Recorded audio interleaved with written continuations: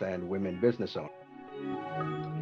However, I think we all recognize that things are changing as we speak with the Delta variant. So I am blessed with some very esteemed speakers and a moderator that are going to take you through the landscape as things are changing environmentally for all of us these last few days. So once again, I appreciate you joining today. This is the second event of our 4-part series for the Business Process Group of Georgia. As you're well aware, we put on events that are focused on bringing best practices from corporate America and our top thought leaders within different industries, whether they're nonprofit, private, education, small business.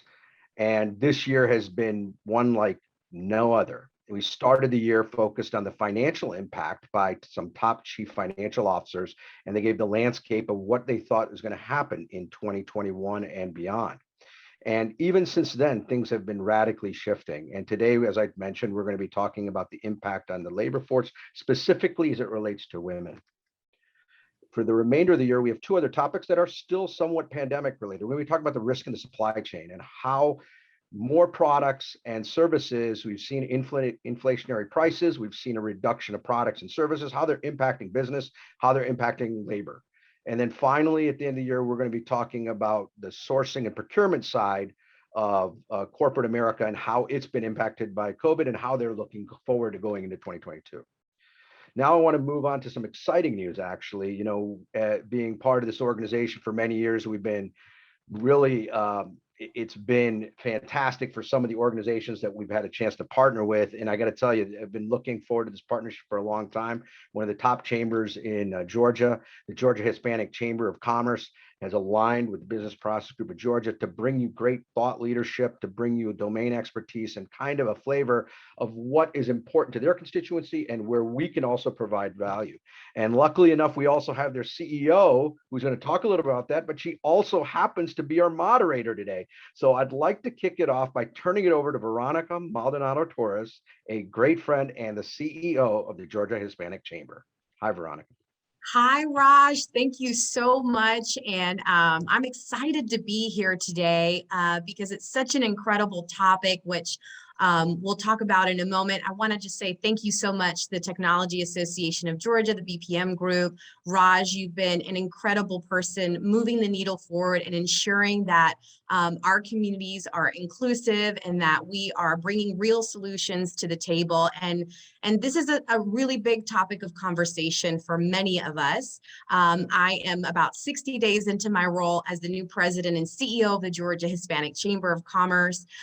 We are one of the largest chambers across the country and have about 1,200 members. And, you know, part of our mission and purpose is to help with the domestic and international economic development here in the state for our members, and also ensuring that we're a bridge to non-Hispanic entities. So we're focused on leadership development, business development, advocacy, and ensuring that our communities are thriving here in the state of Georgia. So it's an honor for me to be here.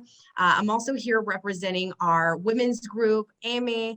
AME is our kind of like our BRG, right? Our BRG, our ERG for those in the corporate space of the chamber. And we help educate the women, empower them, and help mentor them. And so some of you guys may be with us today, and I'm glad you are. But today we have an incredible topic that I think really touches, for me for sure, you know, I think as a woman and a leader in the workforce, and Elba and Sue, who we'll get a chance to hear from, and Fernando, who is a he for she and a champion, this conversation about, you know, what follows COVID. And we're going to talk about perspectives from executives that we have here today about women in the workforce, life, and everything else. And I'll be very candid with everybody here is that when we came up with this topic, we were at a time where, you know, organizations were talking about coming back and some have, right? Which I think is also a distinction between maybe some of our corporate friends and small business friends that may or may not have that ability to be remote versus others. But they were talking about activation of coming back in person. And now we're seeing a little bit of a retraction from that in certain spaces and industries and organizations. So we can't really talk about what follows COVID because we're still in COVID. And so we know that this has impacted women significantly. But I just want to take a moment before I share a couple of stats to introduce. First and foremost, we have Miss Elba Pareja-Gallagher. She is the Sustainability Director and Stakeholder Engagement at UPS. She is also with Show Me 50, which we're going to hear a bit about. What is Show Me 50? And she's so passionate about women's issues and making sure we have women on boards. We have Sue Ann Hong, who is the president and CEO for the Center of Asian Pacific American Women. She is another champion of women of all kinds in the workforce, and this is near and dear to her heart. And we have Mr. Fernando Hernandez, a global head of supplier diversity for Coca-Cola, that will share some of his perspective on the impact of women in entrepreneurship and supplier diversity. So welcome each one of our panelists here today. I'm going to give them a chance in a second to talk a little bit about themselves and share with the audience here today. But just to kind of get us started off on this conversation, 1.8 million women have dropped out of the labor force. And obviously, they've been very vulnerable to the disruption that the pandemic has brought. From not having access to childcare, to having to be educators, to being in some of those industries like retail and hospitality, where jobs were immediately disrupted. The labor force was actually growing pre-pandemic. 2.3 million women are working now, but it's actually women are participating at the lowest rate in the last 30 years right now. And for those of us in the space that, really want to champion, I think when we think about women, it's having that economic freedom, economic security to live the life that they want and go after their dreams.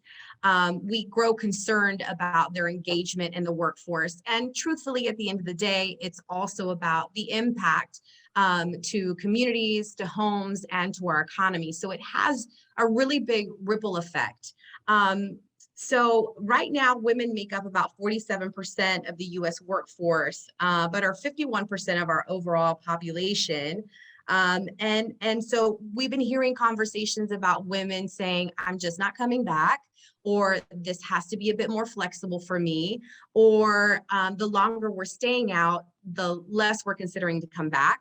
While on the other side of the pendulum, we're also hearing about women starting businesses at increasing speed and pace. And I can share from the Hispanic business community that Latinas are starting businesses 6 times faster than the average cohort. And there are some barriers there for them.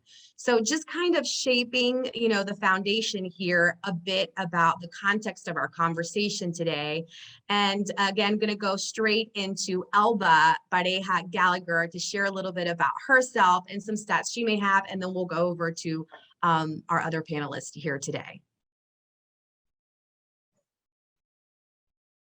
Uh-oh, Elba, and I think we can't hear you. Okay. Yeah. Yes, there we go. So, hey, I'm going to throw us a curveball, like your beautiful curve on your background, right? We're ready. We're resilient. Sue Ann, I thought, how about you share, since Veronica kind of touched on some starting facts, maybe if you can pitch in on some stats I think you have with the kind of bigger economy, and then I'll circle back and share my more specific facts. Let's try that. Alba is such a strategist. I love it. So first of all, it's such a pleasure to be with all of you, and Veronica, it's so great that we come back together again. Veronica is such a supporter of the AAPI community. First of all, before I even give out stats, I'm an immigrant from Seoul, South Korea, and I came when I was 8 years old to be with my single auntie who adopted me. And we went from Seoul, Korea to the Upper Peninsula of Michigan. So that kind of gives you a perspective of kind of where my journey started. But so I was influenced by women. It was influenced by my aunt, who was a role model for me as I grew up. And she's been in academia all her life.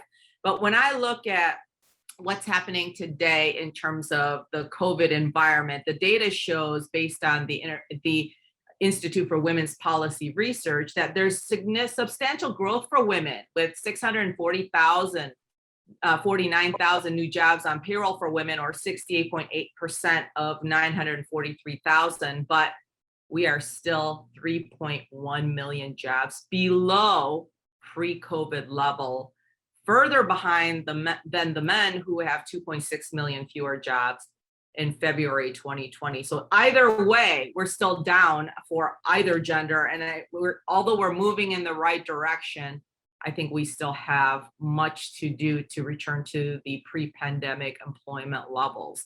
So I think that's going to be huge. And I'm looking forward to talking more about some of the specific efforts that I'm involved with that are supporting our community. So I'm going to turn it back over to Elba. Great, thank you. Love that. Thank you, Veronica and Raj and TAG BPM. This is a great opportunity. So listen, I think Veronica kind of touched on my background, and you all can check me out on LinkedIn to get details. I do have a big job working for a big company in the daytime. Show Me 50 is my passion project, but UPS is where my heart is for over 24 years, actually. And just today we released our sustainability report. So sustainability is so important these days, and it involves taking care of the environment, operating with social responsibility, and governing your company ethically. And so be sure to check that out. But today I'm going to share some statistics as we talk about the big picture and then drilling into some more information. I've got myself a couple of facts I want to share with you. You know, I'm a Latina, and I know that we've heard a lot of what Black women are going through. In fact, just a couple of weeks ago, there's a headline in the Washington Post, and the story was that many Black women felt relieved, it says here, from working from home, being free from microaggressions. And now we're telling them they have to come back to work into an environment full of microaggressions. So it's a time when we as leaders need to step up our game. And here's a couple of statistics. Latina and Black mothers shoulder heavier burdens than white mothers. And I think it's important, as we're asking our staffs to return to the office, that we be mindful that there are differences among our employees. So they're more likely to be the family's sole breadwinner. Latina mothers are 1.6 times more likely than white mothers to be responsible for all of the child care and housework. They don't have as much support from others at home or from their own circle of influence. And then Black mothers are twice as likely to be handling all of this for their families. So Black moms, twice as likely to do it all. And then one last, thing to think about as we exchange ideas today is that Black women often don't feel comfortable bringing their whole selves to work. And again, now we're asking them to come back into that environment that was dragging them down. On the left, they feel excluded from work activities and being included in advancing their careers. And in the upper right, Black women experience wider range of microaggressions. So that article is right on. They're twice as likely to hear colleagues express surprise at their language skills or other abilities, as if they're not capable to communicate effectively. And then you can see some statistics here where Black women say, I feel uncomfortable sharing my thoughts about racial equity, and look how high the orange bars are. I feel uncomfortable sharing my experience of grief and loss and things going on in their community. And the last one, I feel I can't talk about the impact current events are having on me and people in my community. So back to COVID, we know that it is negatively influencing the Black community more than other communities. So I think as we move forward, we really need to integrate into our thinking, how our policies, how are we thinking about all of our employees? Elba, you mentioned so much great information about the space in which, you know, maybe ethnic women, Black women specifically, and, you know, I think even as a Latina, there's a book called Unfinished Business, and it talks about all the unfinished business, and this is maybe women in general, but how, you know, really our workday never ends. And that's real when you have the situation we've been living in the pandemic.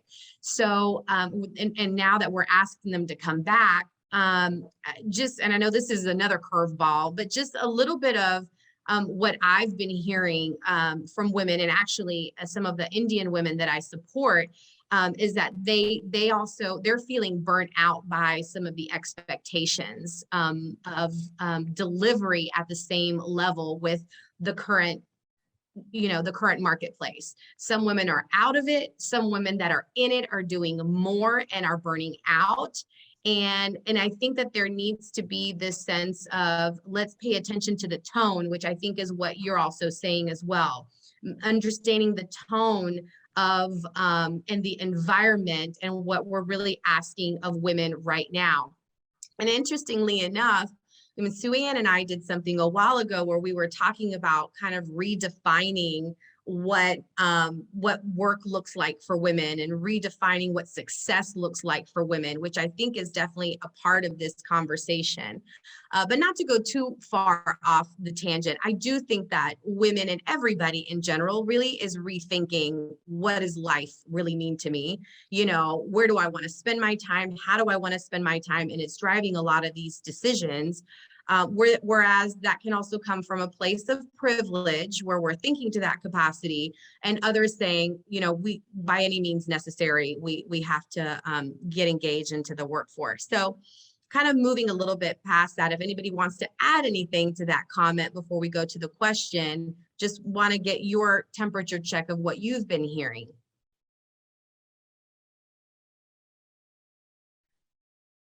Veronica, one thing that I do want to just kind of insert here real quick is the whole issue of Stop API hate, as that how that's impacting the women in the Asian community. And so as an example, you know, Stop API hate, we've been doing these self-reported you know, reports on hate crimes, March 19th through June 30th. We you know, you're talking about, you know, number of hate incidents reported increased from 6,600 to 9,000, over 9,000, April through June, April of 20 to June. And so of all the reports, 4,548 hate incidences occurred in 2020 and 4,500. It's not getting better. It's not getting better. And I think the fact that the hate incidents reported by women make up 2/3, I think that, and then you overlay that with the pandemic, it's just very challenging, especially for Asian American women, Asian American in general. And so I just wanted to point that out. It's just kind of this added pressure of what's happening in the general society, and then how that's influencing what's happening for Asian American women and other women of color for their businesses and trying to make it work. Mm-hmm. Yeah, it's that, you know, it's definitely a heavy time. So we can't minimize those effects that are happening out there, and how is that skewing us about how we're thinking about work, or are we thinking about work? But the whole goal is to try to find strategies for our women. So the question we have here is, what impact has COVID had to your female workforce, giving the reporting regarding the disproportionate impacts that COVID has had on women, including the higher number of women exiting the workplace? So anybody want to take that one?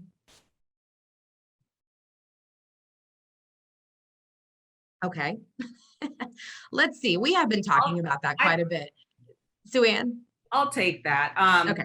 Just as a start, you know, research showed that Asian-owned business saw the biggest decline in working business owners throughout the end of 2020. So there's such a huge disparity within the multi-ethnic, you know, multi-ethnicities within the Asian culture. And as an example, San Francisco, Chinatown, has been very, very hard hit, and it relies heavily, obviously, on tourism, as a lot of Chinatowns do. 75% of the storefront in the zip code where Chinatown's located were non-operational at some point in 2020. So I think that is from an overall perspective. And then when you look at what's happening, like I said, with the COVID-19, and you saw at the end of 2020, you had 140,000 jobs lost. That were all pretty much women of color. And the fact that, you had other sectors that gained jobs, but we lost jobs. And a lot of that, and you saw that kind of throughout, and the fact that we're still not where we need to be. So I just wanted to frame that and give an example of a community that is definitely seeing that impact. Elba, you want to add anything? Yeah, one thing, I know that we're talking a lot about women and minorities and underrepresented groups, right? I mean, look, 3 of us on this call are in this group, and really 4, right? With Fernando, also Latino. But we talk so much about women, and I always want to know, as Fernando's the only guy in the room, so to speak, I know Raj here as well, but our only panelist, what do you hear when you are in a, private room with the guys? How are they feeling? Because I can only imagine, we do have to consider all of our workforce. And I'd love to hear Fernando tell us about, the kinds of things you hear. Is there fatigue around not only COVID and how it affects people differently, but what are the men saying? I think You're on the hot spot here. no, that's wonderful. I think first, good afternoon to everyone, and it's a pleasure to be here with all of you. Again, what I do is I lead supplier diversity globally for Coca-Cola. So my perspective is more on business and entrepreneurship, but I will speak to my observations around workforce. We have to understand first and foremost, in my opinion, that in the last 20 years, real wages for both sides of the aisle, men and women, haven't gone up. From a female perspective, I think most enlightened guys would understand in the last 18 to 24 months, the disproportionate share of the heavy burden of being able to care for older adults, for young children, to educate them, and for anyone that was, by the way, sick from COVID, would more than likely fall upon the mom, the lady of the household. So that's first and foremost. And on top of that, extrapolate trying to manage a business during these turbulent times where you have economic uncertainty, because we started with a major dip in the market, as we all know. COVID, running rampant throughout the world, disrupting supply chains in the wake, and political uncertainty here at home and globally. So that's the landscape. So if we look again at women and my perspective, which is the needs of women in this environment, you have to understand that everyone, especially women, have gone through a very difficult time, in my opinion, and we're still not out of the woods. I mean, we're still looking at, is there going to be another wave with the Delta variant and thereafter? So we have to, it's a long-term strategic game that we're playing. But with that said, we're looking at it from the point of view of the first 2 months of the pandemic, 3 months, ushered in 2 years of digital transformation. We're forced upon everyone.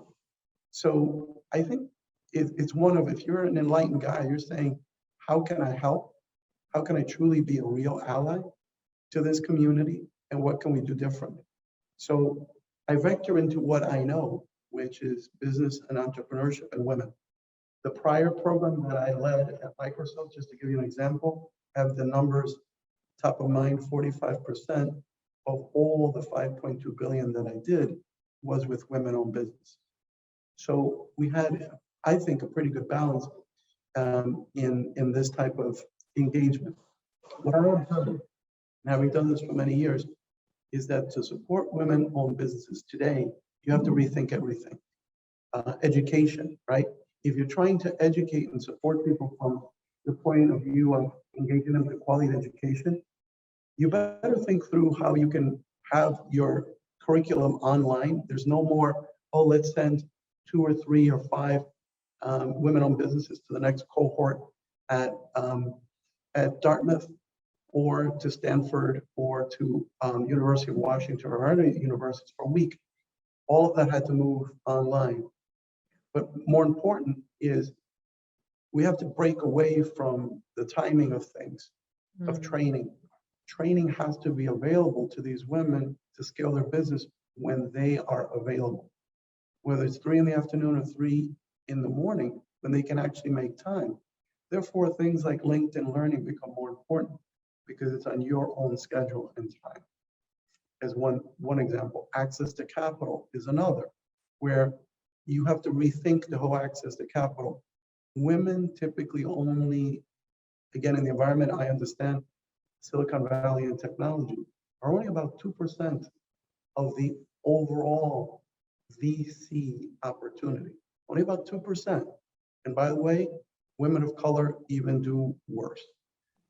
As opposed to things that were pioneer like impact, trying to have impact through crowdfunding techniques, whereby women tend to do much better than the norm.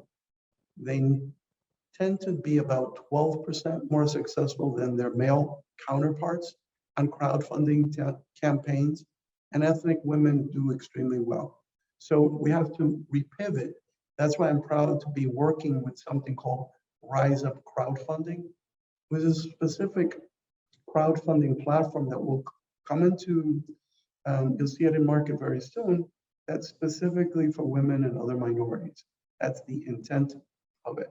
So I'll stop there, but you can see everything that we do in support of these women-owned businesses has to be reimagined and rethought and rearticulated for this new world.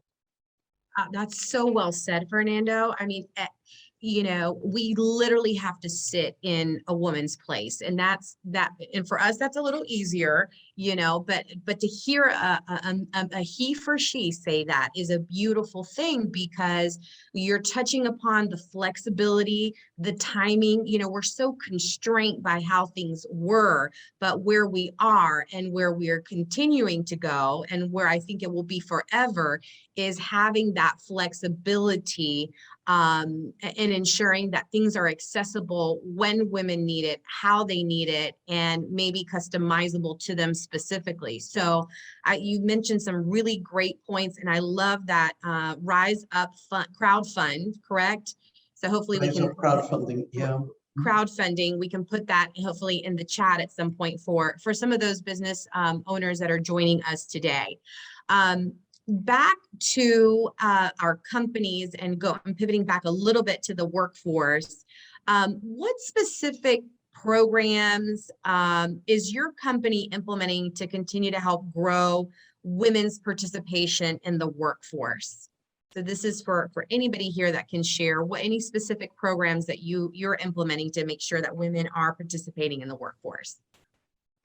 You know, I'll touch on that, Veronica, a little bit, specifically around women, is the really relying on our employee resource groups. You mentioned, Veronica, earlier, right, that the GHCC has your own type of focused group to give people more support and empowerment. And so I think more than ever, especially coming out of all of the social unrest and the social improvements that we're trying to make within the corporations, is really working closely with our business resource groups and empowering them to help us figure this out and empower women. And so we've continued at UPS throughout COVID having meaningful events. Zoom makes it, and other technology makes it very efficient and effective at fitting into people's schedules. So I think that that's going to continue, that we're going to leverage technology to enable women to participate and to continue to network. In fact, I'm doing a networking event today to help our WLD, we call it Women's Leadership Development Group. We've got a cohort in a mentorship program, and we're going to talk about the value of networking. And so I think one good way is through the business resource groups and having executive support that says this is important and we want you to be involved and we want to make time to enable you to grow in the resource group. So I think that that is one way to focus specifically on women. Thank you so much for bringing that up, Elba. So, you know, my consultant hat before crossing over to the GHCC world, you know, had supported an organization in helping kind of launch their own the Global Women's Leadership Forum and initiative. And what we've seen with these women as well is creating those mentorship opportunities, you know, quarterly events, and also talking about subjects around health and wellness. Mental health has been a huge one to discuss for women. Even just having a space to talk about how they're doing and how they're managing or not with what's going on and some of the isolation that they're feeling, that we have seen as something really huge that is an outlet to them. And interestingly enough, during the pandemic, while the studies have said that men have lost their network, women have increased in their network, specifically around groups as such as this, whether it's internally within an organization or external groups. So I am happy to say that we are trying to find that sense of connectivity as women during this time, to lean on one another and to support one another through this time period. Sue-Ann, what about you? Anything you'd like to add to that? I was thinking about, you know, the week that we had the mass shootings in Atlanta, since that's where I'm sitting. I literally, that was the first time probably I actually went into any type of a community event where I felt like I needed to be there with the community doing the march at the Capitol. And during that, I got a call from the Walmart Foundation. They're like, hey, Sue-Ann, you know, we know that you're already doing some work around women of color. Are you, you know, would you be interested in doing something around like elevating voices to speak out against racism and bring together, you know, women and developing them? And I'm like, absolutely. You know, so they said, oh, the only caveat is, you know, we'll give you the link tomorrow and you have to turn this thing around by Monday. And so I was like, oh, okay, well, but the bottom line is we were, you know, I was really excited about the opportunity to bring in, and this is the Asian women, Black women, Latinas, as well as Native American women who, by the way, gets probably more forgotten than Asian women even. And the fact is that they all need this. And I focused on years 1 to 5 in the workforce. So I have recruited 24 amazing women, and we started this program June the 24th, and it's going all the way to March 3rd. And it's really 2 goals. One is to increase their level of self-confidence. And I have a mix of entrepreneurs, you know, women who are working at corporate, government sector, nonprofit, it's all different sectors. But the bottom line is, what do I do to help increase their self-confidence? And at the same time, speak up for themselves and then speak out collectively against racism, and how can we help others that are coming up behind them? So this is an effort that's near and dear to my heart. And it's not just about, you know, entrepreneurs, but it is about women, and it's about getting them early enough so that we could have a much better impact, including things like negotiating salary, negotiating their position or promotion, and all the things that will impact their future. So that's one of the things. And quickly, I wanted to also mention the National Asian Chamber of Commerce and Grubhub came together for the month of May. Grubhub, you know, you round up your change up to the next dollar, raised over $2 million to give to Asian American, it's AAPI Restaurant Fund is what it's called. And so I am part of that effort, where I was responsible for 6 states. And it's like, Sue-Ann, can you see if you can get applications for these $10,000 grants for AAPI restaurant owners who need help, which, by the way, some of them even speak English. So they have to have help to fill out even the form. So those are some examples of what we're trying to do to help, not just, in terms of our community, but specifically targeting women and also the community, AAPI community. Great, Sue-Ann. Go ahead. I was going to say, Sue-Ann, you said something that triggered something in me. You talked about that we need to teach women self-confidence and, speaking up for their accomplishments, especially. I wanted to mention that actually September 8th through September 15th is hashtag I Am Remarkable Week. I just put it in the chat. I Am Remarkable Week. And this is a program from Google that they did internally and then launched it out to the world to teach men and women about the social norms that prohibit people from speaking about their accomplishments. And we know that you're only going to advance in your career if your bosses know what you're accomplishing. But in many cultures, we're taught to be humble, to be modest, not to talk about our accomplishments. And especially for women, we have, you know, the horrible social science that tells us there's a backlash effect, right? You can't, it's damned if you do, doomed if you don't. If you speak up too much, you're seen as bragging and show-offy, and there's negative connotations, but yet if you don't do it, then you're left behind. So it's a great program, and Show Me 50 is going to run a free workshop on September 14th. So check it out on our website, showme50.org. But hashtag I Am Remarkable, and it goes to fighting against those social norms that withhold us from speaking about our accomplishments. I love that, Elba, and I hope everyone gets a chance to take advantage of the event that you have coming up. So make sure to put it in the chat. So we're shifting here a little bit.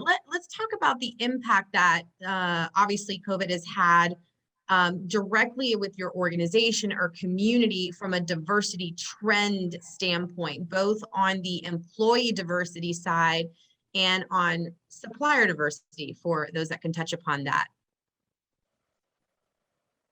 Have we seen any impact from your organization or community on the diversity trends specifically? I'll address that. I think from the supplier diversity point of view, which is what I focus on, I think in established programs, I think we've weathered the storm a lot better. I think from talking to a lot of people around the nation, for programs that were kind of nascent or immature, they've had a much harder time because it's not it's not really baked into their supply chain and into their companies. But I would be remiss if I said that I haven't seen an impact. There are impacts in the supply chain. You have to be nimble, especially in the first 6 months, first year of the pandemic, to be able to provide liquidity for a lot of businesses, to be able to reformulate payment terms from, let's say, net 60 all the way out down to net 10 in some cases, because businesses needed that liquidity. Also, from the point of view of supply chains, with the issues in China, with the issues in the Suez Canal, et cetera, supply chains have been significantly curtailed. And so that impacted a lot of the diverse-owned businesses, women-owned businesses that were trying to operate and bring goods and services from all over the world. I have a global observation on these things, and I see how in every different market it's affected radically different. And it hasn't helped that commodity prices have gone up quite a bit.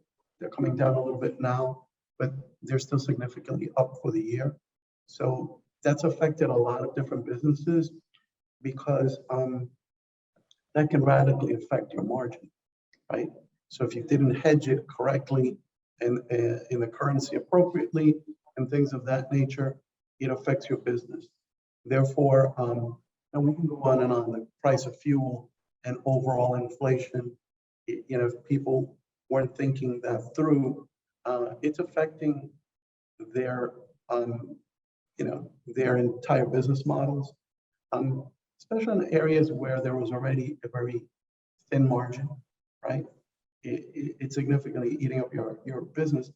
And then I think, as Sue said before, that a lot of the diverse business owners, they might not have the access to a full understanding of a lot of the government's initiatives around trying to help small business, and didn't apply for the loans and grants early on. And the outreach on a multicultural side in different languages, I think was very late. So They didn't get a lot of the much needed support that they needed. So there's quite a bit going on to digest right now for these small, mid-sized, and even larger business.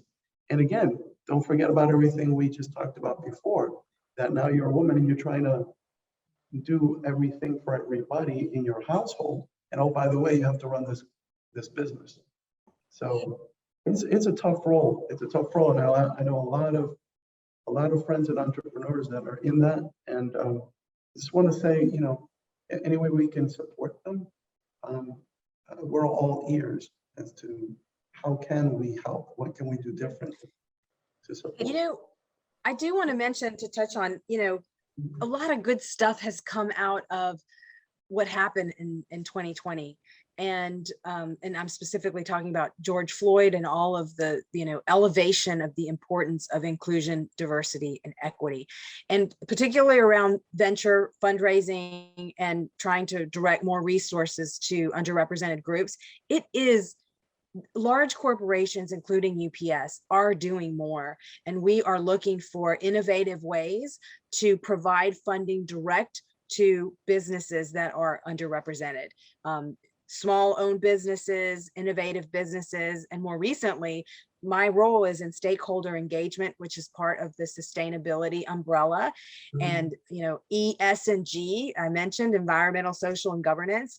And we are looking for things like, where could we intersect between businesses that are small and medium, owned by underrepresented groups, and focus on sustainability. I mean, how cool would that be, right? And lowering carbon emissions. And so how can we find those types? In fact, just yesterday, we had an awesome webinar with a young man who started a business called Bamboo Pallets. Go Google it. He won some awards and is getting some accolades out of Costa Rica.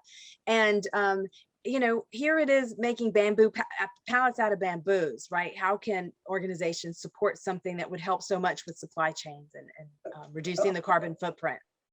Elba, I'd love to jump on that, because prior to coming to Coca-Cola, my role at Microsoft was both the supplier diversity and the sustainability side. And Wow. I'm with you. I believe that really magnifying ESG in the world is the way forward. We worked with the United Nations to pioneer a whole school of thought around that called impact sourcing, which I did for about 10 years. And there, the model that I was able to create was, I brought in a minority-owned firm, and I said, how would they operate in landing the S, which is the social piece, specifically empowerment for people globally. And fast forward, what we did is we created community technology centers, where we invited people all from the community to come in and train for free on our technology. Once they earn their certificate, they can work in our center or work in somebody else's center in somebody else's business. It was designed for the poorest of the poor, people that are surviving with under $2 a day around the world. I'm glad to report that in the time we ran the program to date, in 19 different countries, we trained 70,000 people. And on average, it would lift people out of poverty anywhere from between 20% more per week up to 200% more per week. And it worked so well that we snapped on, in places like Jamaica, a 4-year college degree. If you're in the center, you're doing well, you're thriving, you're eligible to go to college. So these are models that really work, of combining supplier diversity, sustainability on the social side, and creating something in the middle called impact sourcing. So we can talk offline if you're interested about that. Great, Fernando. That's an amazing model there. And I see a lot of synergy with you and Elba. I think you guys should definitely connect further. Yes. And I wanted to allude to one little point, if I could make, Veronica. Sure. Sorry to interrupt you, is that I want to add, since we're talking about the topic of women, most of the people that benefited from impact sourcing were women, right? Most of the ones that were going through the education program were women. So at graduation in Jamaica, where we graduated in I'm dyslexic, so in the program that we did, you had a lot of women and with their young children graduating from college. And now it's the first 2 or 3 years that the cohort's going through. So it impacts mom and it impacts the child. I just wanted to throw that in. It was in Jamaica. That's amazing. That's amazing. I wanted to go back to the point that you had mentioned about the access to capital and other prior, you know, I wouldn't be the chamber CEO.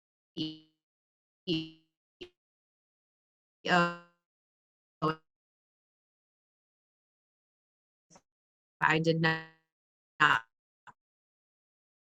mention organs of that set are really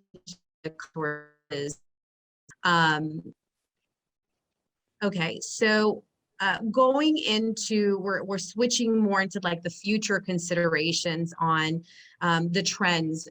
You know, when folks were companies were recalling folks back to work, you know, we saw a lot around, you know, more about the Great Resignation or hesitancy of coming in to the physical space and wanting to return to the physical space. We're seeing that conversation again, the extension of that for those that are you know, I guess in a state of a privilege to say, because I do think it's a privilege to have a choice, you know, to be able to come in or not, versus, you know, some small businesses that just don't have any other option. But tell us about what is your company or what do you think your community are taking steps to modify the hiring practices? We're talking about the benefits that are being offered or other incentives to potentially address the issue with specifically recruitment and retention. What are you seeing in your organization, or what can companies take a step in that direction to ensure that they're being attractive, quite frankly? Well, you know, I'll tell you a little bit, Veronica, that kind of combines the recruitment with retention and, you know, really enabling our workforce to transition from the way the world was before to the way it's going to be now. So it's a combination of both working on the existing culture that itself will attract the you know, new employees. And so I want to share a couple of great best practices that just got published at my company at UPS, which is a playbook. So they've published a relatively short, they're calling it a playbook, and it's wonderful. It literally in black and white, you can read the concepts behind what it means to be in a flexible work environment. And so when you don't know, that's when you have so much anxiety. I myself had a lot of anxiety. I've loved having the flexibility of working remotely. And so the thought of going back to the microaggressions that, you know, many of us, especially women, have to endure, like for this whole year, I've been free of that. And so I'm super excited to see it in writing. And so the first thing I would tell you as a best practices that helps both in recruitment and retention is having a written playbook that employees can easily access, read through, and it's very inclusive. The second thing is a quick guide. We have a one-pager, and I'll just flash it. I printed a piece of paper. I don't know if you can see that right, but just a quick guide, one page that just quickly says, hey, you know, this is how you successfully manage remote teams, especially for leaders, to help us adapt to this new normal. And then the third one, which I just thought is just amazing, it's a fill in the blank word template that a manager uses with their employee to have a conversation about work preferences and, you know, what does working remotely mean? How does your schedule work? And I'm just going to kind of, you know, refresh my memory here, right? So it starts out with, you know, the manager talking about, hey, these are my hours where I will be accessible. Here's, you know, my preferences of days of the week, you know, and then you have a conversation. What do you think about this. And it's a bulleted list, and it's about maybe 12 things for the manager and 12 things for the employee. And it helps you guide a facilitated conversation in a way. You know, many times we don't get as much practice about how to lead in something like this that's so different. And so for the organization to come out and help us, I think that's just a best practice. You know, and then a couple of things that are contained in this guide, including, you know, reminding people that we not only want to have respect for you and for your needs, but we also need to have respect for the company and how the company needs to operate. So it's the business realities, right? It's a two-way street. Another couple of things was just having super clarity on what's expected, which is what I love about that facilitated bulleted list to help you have a conversation. Just have lots of clarity. Also, trying to be as flexible, even in non-traditional ways. For example, it's easy for corporate employees, or what we call knowledge workers, to have more flexibility. You're in an office setting, but think about operations in the supply chain world, right? In plants and things that have to operate in an industrial setting. Well, it's not conventional that we would think they would have flexibility, but I think as leaders, we have to demonstrate that we can be flexible and think beyond what we've always done, and just be open to any kind of flexibility. It definitely requires a mindset shift and a shift in how we approach things. So yeah, so bottom line, I would say it's great to have something written down, to be super clear, and to be very transparent, and to have conversations. Wonderful, Elba. Those are, I mean, that's the playbook in and of itself. I think everyone wants access to that playbook, that quick guide, that word template. I mean, that's definitely, you know, we need tools to have these really difficult conversations that, you know, sometimes you don't know where the other person is, you know, in their life and their headspace. And it's tough. It's tough to navigate that. So having that tool, I'm sure we would all love UPS to be able to make that accessible to many and to all.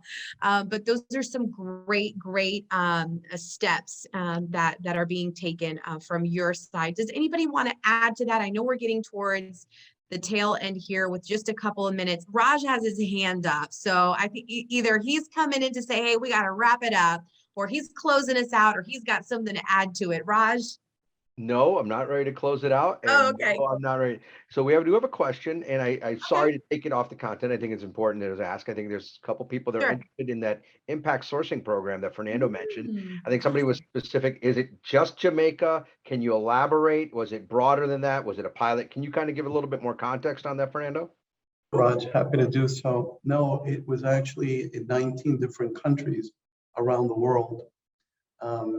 And there were call centers specifically, and it went way beyond a pilot. It's a fully baked program. It's been operating for about 8 or 9 years at scale, and it's trained 70,000 people around the world. So it's a pathway to success. It has a lot of other tangents to it. We've also done it in the Philippines, where we partnered also with people that were rescued from the sex trade. And once you rescue these people and you get them the aid that they need, what is the next step? Well, they're going to need meaningful employment, right? So that was another dimension to it that it's kind of grown and morphed in a lot of different ways. So that's one manifestation of it, an offshoot of other goodness. Another interesting goodness was in Saudi Arabia, where we created a center that was 100% women, because culturally there was issues about women and men working together if they were going to work together. And we kept looking at it and looking at it and said, well, finally I made the decision. I said, no one would argue with a center that was 100% male, right? They'd see it as, oh yeah, it's the norm. Okay, we're going to make it 100% female. Mm-hmm. So that was another offshoot of this, of, you know, trying to think creatively and doing the right thing for the context of the program in each of the different areas around the world that we landed the program. So Yeah, it's gone left, it's gone right, it's done a lot of different things. It was a program that grew way more than we ever thought it would. And it's probably the thing that one of the things I'm happiest and most proud of in my career. That's awesome. Wonderful, Fernando. Sue Ann, I think you wanted to jump on this question afterwards. So the floor is yours. Thank you. You know, both Elba and Fernando made me think of two things. One is in regards to the issue of access. When you said access to capital, Fernando, I thought about access to broadband and the fact that the underserved really has challenges. And I think they're still trying to figure out what is that number, especially in those rural areas. What is the definition of rural? Companies like AT&T, Comcast, NBC Universal, and others are constantly working working with the government to say, what are we going to do about this? You know, our kids don't have laptops. They don't have, and then on top of that, you're talking, you know, potentially multi-generational household who don't know how to use this technology. So I wanted to bring that up as part of the issue of access and what companies may be doing to support that. The other thing is when I talk to companies about getting prepared for the future, I think about three things that they're talking about. One is, you know, there are people who are moving around during this time of COVID, like moving households and moving to different places, and the employer doesn't even know that they moved. And so what's happening is, like, you know, now it's all of a sudden, where are our employees located and how do they service, like, our, you know, what we need to do when we come back to work. And then what does that hybrid approach look like? So is it 2 days a week? Is it everybody comes in at the same time? You know, what does that look like when you talk about a hybrid approach? And what, you know, how does that serve not only the customer, the employee, but the company? And like, it's trying to work through all of that.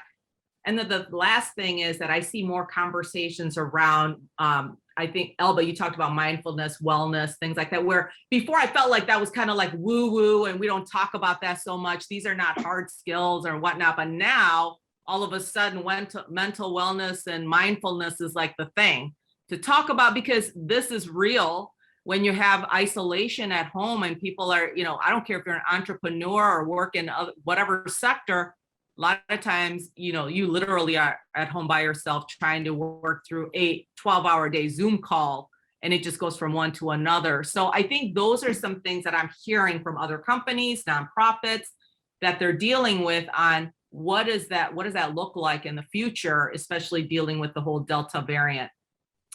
And then one last resource I want to point out is WeOp.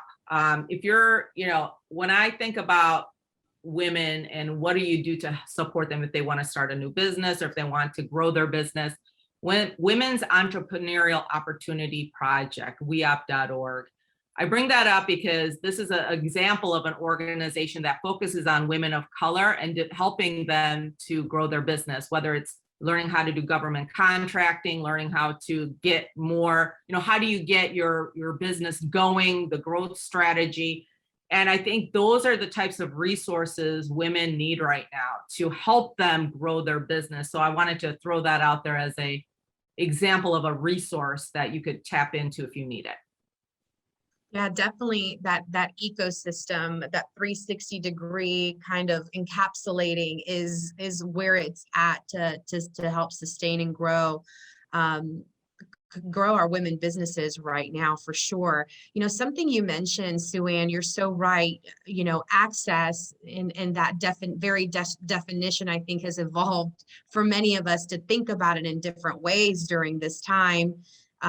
We won't go deep in it, but, you know, the infrastructure bill definitely has a focus on that broadband access. And I was just hearing the other day, we were at the Future of Georgia Summit about, you know, folks that had left, you know, the metro Atlanta area and had gone to the rural areas, and they're really struggling with that broadband access as well.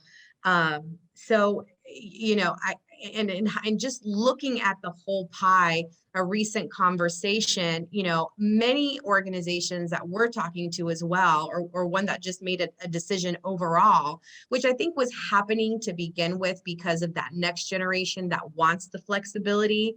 I think women, we always knew that we needed flexibility. And I'll be honest with you, in my career, flexibility always outweighed the money for me, because I knew that as a mother of two, that I needed flexibility. And I knew, knowing my personality and how I'm able to drive results, that if it's on my own schedule and my own time, I will find the optimal, because I like to win. I like to feel successful. I like to feel that I'm contributing.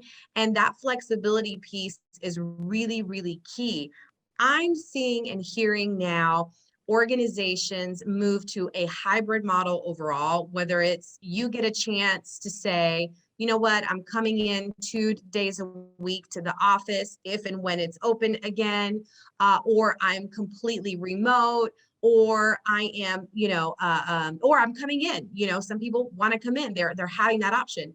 This week we had a conversation. Someone says Fridays, everyone is remote for sure, and they have an option of coming in 2 days a week. And I think that that was happening anyway. I don't really see a way for us to be like, hey, we figured out, we want work-life balance. We don't want to be stuck in traffic for an hour and a half. We're still as productive, maybe even more. Now we got to measure burnout and overdoing it from a from a being plugged in standpoint. But our younger generation was already wanting that flexibility. Women needed the flexibility, and it's finally here. And now we have a kind of sense of that quality of life. I think as we're talking specifically about strategies to get women back into the workforce, we need to make sure that it doesn't have to look like how it used to look like, which is physically seeing you in a space. And so that's what I am starting to hear a lot of. And even that conversation trickling down, which I think is a tougher conversation for small business owners. It's a really hard conversation for small business owners to talk about this flexibility remote, where so many folks were grappling with it, unless they were this younger generation, millennial type of company, maybe more techie based, that kind of already fell into that next generation. We're going to do it differently anyway. So, just kind of going back to what some different benefits or incentives, giving them the choice, I think is going to be where we try to bring women back, and then understanding what they need. And one of the things we've been talking about is reimagining the work week. Like 5 days, is it still 5 days? Is it 4? Is it 4 days? Is it, when can we craft the time as long as the work gets done, depending, of course, on the type of role that it is. But I think that that is where we are headed. We were also already headed to the major gig economy, which really we haven't even talked about, right? We haven't even gotten to talk about the gig economy moving forward. And I think that's a conversation potentially, Raj, for another day. But those are just some things that I am coming up. Does anybody want to add anything else from a, the kind of hiring practices, benefits? I've also heard about, childcare being a benefit that's been given, really,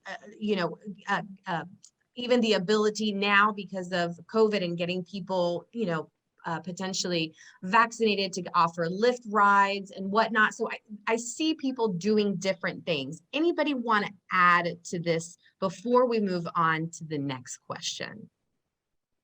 Oh, I have one comment and then that's it. Is that okay?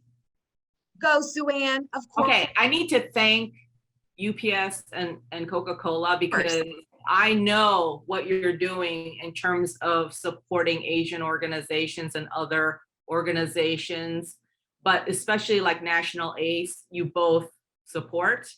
OCA and other organizations. That is huge, because you're putting your name behind what the efforts that are coming out of those organizations. And I mean, I'm a supporter and I'm a partner of those different organizations, and I know who is supporting, and that means a lot. So I just want to openly thank Coca-Cola and UPS, because that is huge. Awesome. Raj, I think there's some questions potentially. Yes, there are. Okay. Actually, I've got a few more that are coming in. So I think you're clairvoyant. I'm just going to say that, Veronica, because as these questions are coming in, you're going ahead and responding to them, but I do not want to minimize the question. So what specific resources for women to help in the adjustment period for organizations that are asking them to come face to face for a remote landscape? And I think you guys touched on a lot of it. If you have any specific resources within your organization or other resources that are out there. I know we talked about benefits, but what are the resources? Similarly, are there going to be new programs to attract to make sure that we're taking a look at retention and enhancement? And the third, this is like a three-part question, is as we all know this, and I think it's something that, we're all been in corporate America or significant nonprofits for a long time, that you can never change the face-to-face requirement when you're trying to mature your career and move into leadership. And I know this was mentioned. In a world where that's not going to be feasible for some people that are going to stay remote, how do we address that challenge specifically for women and women of color? So I'm going to stop right there. I know that's a lot I threw at you, but we got some great questions. So back to you, Veronica. You can, I know that your panel will be raising their hands to answer these great questions. I think we got a lot of great questions in that one question that we could really, dissect each one. And I'm trying to find where is the thread of that question to go back to it if we need it. Does anybody want to jump in? I'll mention on some resources. I would tell you that right now, at the end of September, McKinsey & Company and Lean In will publish their annual Women in the Workplace study. And the slides that I showed earlier actually came from their study last year. And so showme50.org, we will run a workshop in October to decompose the study, but it comes with lots of helpful information, not only statistics, but tips on, how to navigate the new normal. So I would point you to Lean In, to the Show Me 50 website, and be on the lookout for this report for women in the workplace. Yeah, wonderful. And, when I think about resources too, I have to share with you, I think we're going to be seeing the birth of a whole different realm of resources that may not even be there right now for this specific area. And I probably think of maybe women advocacy groups that probably have some of this now. I haven't personally seen it, but I would imagine, especially, I think we have never found ourselves obviously in this environment. And I think it's as big as kind of the labor movement and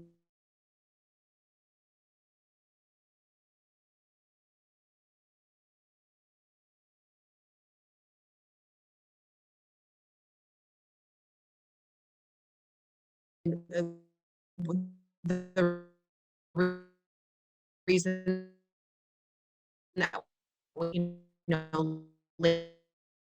Labor Day to be, they need to be in the workforce the way they want to be in the workforce. And I see that as a big challenge right now. So I don't know if there are any other resources, ladies and gentlemen, that out there. We need to pay attention to that study coming out in September from Show Me 50. So make sure, Elba, that you put that in the chat box. Raj, what was the other component, the leadership piece? Does anybody want to add to that before I get to the leadership development piece? I think you captured it, Veronica. I think the leadership, the next part of that, or the derivative, is that assume, and I'm now paraphrase because there was two questions that came in, that there's a number of people that do not have the ability to getting back to face because of pre-existing conditions or whatever it may be. When you are now away from a face-to-face environment for well over 18 months to 2 years, and you started your career and you were expecting moving up the maturity curve of leadership, how do we address that? So I'll just pause there. Hopefully the person who asked the question is okay with Raj putting a spin on it, but that's kind of what the question is. And we know, being in the workforce, that being around the water cooler is very important to the success of also, being promoted and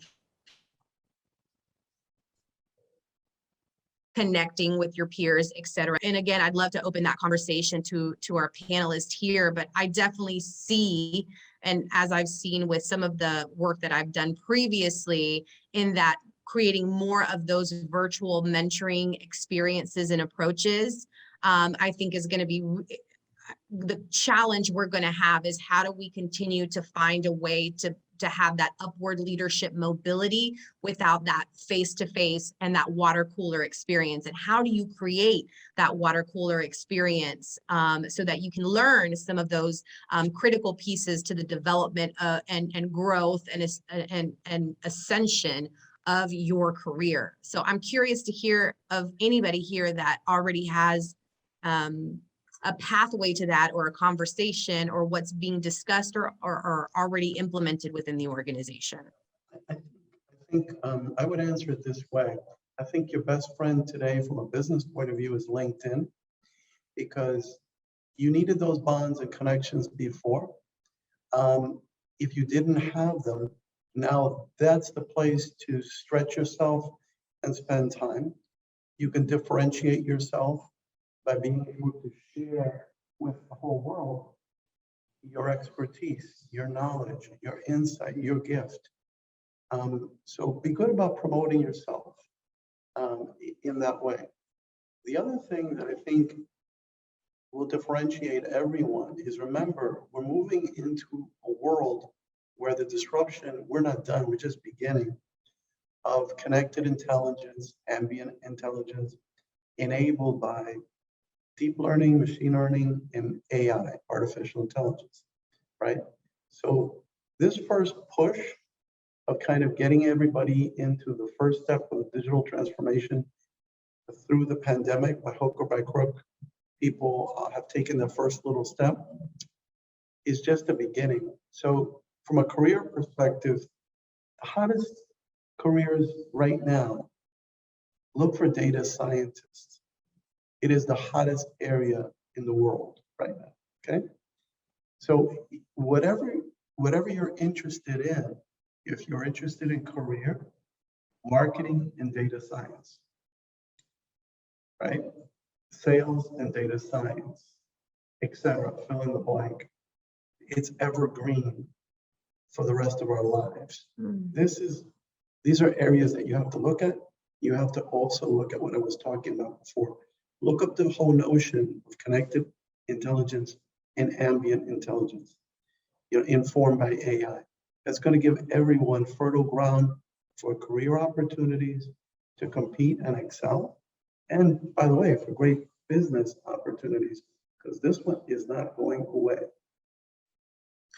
And Fernando, to add a little bit more to that point, chambers of commerce like the Georgia Hispanic Chamber of Commerce and many others also have leadership development programs that, and corporations and other organizations, in the state, the county, et cetera, are looking at ensuring that professionals are taking professional development opportunities, mentoring experiences. We are definitely a part of that conversation right now. And I do see chambers taking more of that role in reskilling our workforce. We're already starting to see that again, as I mentioned earlier, from a workforce development, but a leadership development standpoint as well. And that there's that cross-pollination opportunity that we're going to see, where maybe there might be a little bit, and I know the organization, the behemoth organizations, if you guys do great work already with that kind of leadership development and upward mobility and like the high potentials and being able to support them, mentor them, and groom them to the next place. But I want to also mention that your chambers of commerce also have this from a community standpoint overall, not just within the corporate ecosystem, which is what we're talking about here, but that's also a role that your chambers can support with. So please make sure, and this has always been something that I have realized both doing a lot of work in the corporate sector with many of my corporate supplier diversity, equity, inclusion friends, and sitting on the board of the HCCA, which has the BRG groups, but also being very plugged into the entrepreneurial small business community and the community at large, is that there is this intersectionality where we can all come, develop, and I think that's an important factor for folks to think about, is if that's not something that you're finding right now, from a development standpoint within your organization, that there are other leadership programs out there to make sure you're staying connected, you're developing, whether it's in person and also virtual or a hybrid model. So they exist. And you still want to continue to develop yourself and your career and be ready with that. I'm looking, maybe I need to look into that too, Fernando. What is it again? What is it? You mentioned scientist, data scientist? Data scientists. Look at it. I'm always willing to learn and grow. You'll be surprised. That's So where all the growth is. So if you want to be a leader, add that to my next thing to do. Yeah, if you want to be a leader, and if you want a lot of these women on the calls to look at differentiation, that will give them a world-class differentiation. With that title, you can work anywhere in the globe, literally. So look into this and look into businesses that are about this as well. So ladies, you heard it here. If you're a woman plugged in here today, data scientist, let's take a look and see what we can do with that. We are on the tail end here. Again, just want to be mindful of everybody's time. I think it's been an incredibly diverse conversation. We've hit a lot of different pockets here today. I want to just kind of leave with one last question. As you look to the future, all right, here we're putting our futurist hats on, which I think we've been all trying to do the last 15 to 18 months. What are the key steps that you think we should continue to take to drive these diversity goals, specifically around women or supporting women in the workplace, or to help grow their businesses? What do you think some key steps that we could take? I'll start from a perspective of the Center for Asian Pacific American Women. So some of the things that I'm focusing on for the future is, number one, it doesn't matter whether it's virtual, whether it's face-to-face, it always comes down to relationship building. So now it just looks different because now we're in a virtual space. So everything that I'm building is centered around relationships. And so whether it's, I need to figure out how to communicate better, or I need to learn to be more, have executive presence, which is another big topic, right? In terms of presence. And what do I do to get better at, becoming more influential? These are a lot of the questions I get from women and women of color. And how do I handle these certain situations if I get microaggression or, these different things? So I always say, what are you going to do to build those relationships? Because no matter what happens, to Fernando's point, when you're talking about developing and wanting to move up, it's going to come down to your relationship with your supervisor and how they can be an enabler for you, but you're not depending on them to be the one to solve whatever, ambition you have. You have to take charge, right? So that doesn't change regardless of today or in the future. So to me, it's like you still have to take ownership of your career. You still have to do what's in your control. At the same time, what I would be looking for from organization is, what are you doing to support those individuals throughout their career as they progress? Because that might look different in the future of how you do that. And so that's what I would say is that doesn't change as far as your responsibility in taking charge of your career, but it just looks different, but it always centers around, from my perspective, relationship building. Great point, Sue-Ann. Great point. I agree with that. Elba or Fernando, any thoughts? I think I've talked a lot about the future in my last question, but I would agree with my friend 100%. It's so essential to build the relationships. It's learning the art of how to do it now virtually, right? So whether it's on LinkedIn or other tools, that's your opportunity set. The opportunity set is to learn from people that have mastered this art, and make sure you're flexing your muscles so that people know who you are and know your value prop. Develop your own brand. You know, I think that would probably be the best thing I could tell you to do. Develop your own personal brand, and then engage on social media of some sort to magnify it. Do engage on different professional opportunities. I'll give you one example. I just do it to help out. I think, you know, for good or for bad, I've already been branded. But all kidding aside, like tomorrow I'll be working with Gartner, and we're going to be doing a series on how to help other corporations on supplier diversity, how to get to $1 billion, how to take your program globally, how to, again, pioneer this concept of ESG. So think about it. It helps Gartner, but it helps myself, especially, let's say, if I was a much younger person, still interested in a huge, long career. The faster I can connect to a source like that and, you know, be conjoined with them in the branding effort, it helps me materially.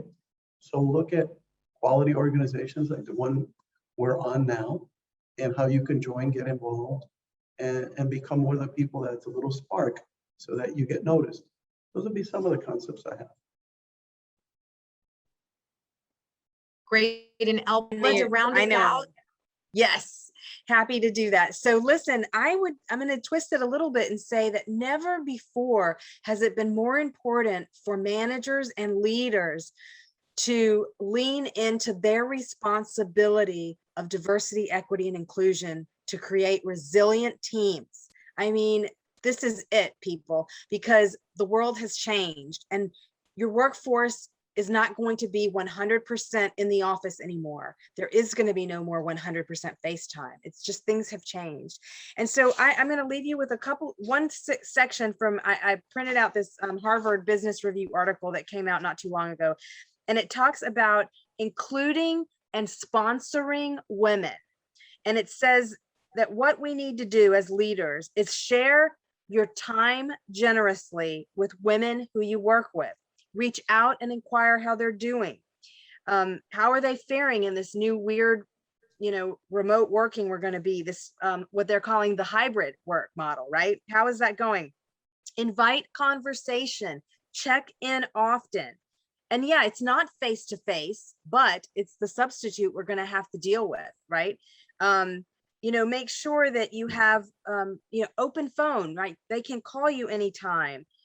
You know, be purposeful. Did you know, here's another stat. We started with stats. Let's end with one stat. Only 23% of senior men are sponsoring women. So we got to change that, right? We've got to change that. So, you know, those are my closing remarks, that if you're a manager or a leader, it's up to us to make this happen, as well as women leaning in. This has been great. Thank you so much, Tag, Veronica, and Raj. And Fernando and Sue Ann, it's been wonderful sharing the stage with you.